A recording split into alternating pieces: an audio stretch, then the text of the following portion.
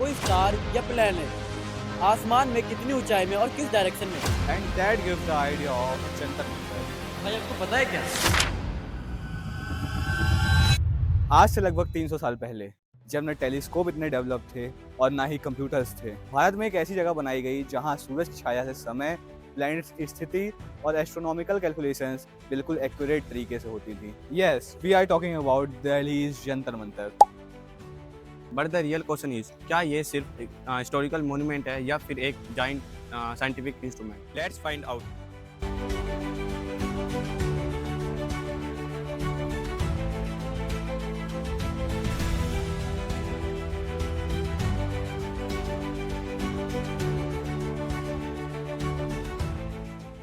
दिल्ली के हार्ट में Connaught place के पास स्थित है जंतर मंतर।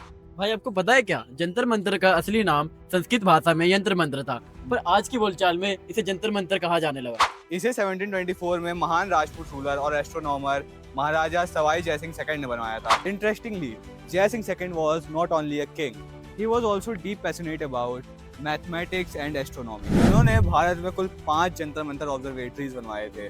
दिल्ली, जयपुर, वाराणसी, उज्जैन और मथुरा। 18th सेंचुरी में एस्ट्रोनॉमर्स को एक बड़ी प्रॉब्लम का सामना करना पड़ रहा था।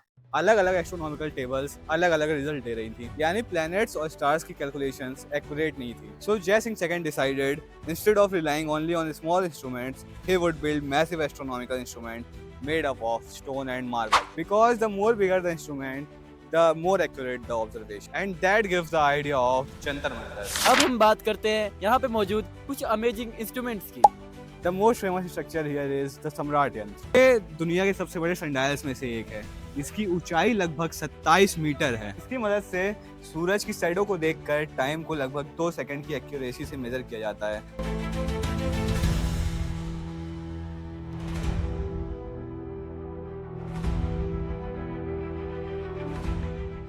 बात करते हैं राम यंत्र की। ये 2 सर्कुलर स्ट्रक्चर से मिलकर बना है। यह इंस्ट्रूमेंट एल्टीट्यूड और direction of celestial bodies measure करने के लिए यूज होता है। अगर मैं सरल भाषा में बताऊं तो यह बताता था कि कोई स्टार या प्लेनेट आसमान में कितनी ऊंचाई में और किस डायरेक्शन में है।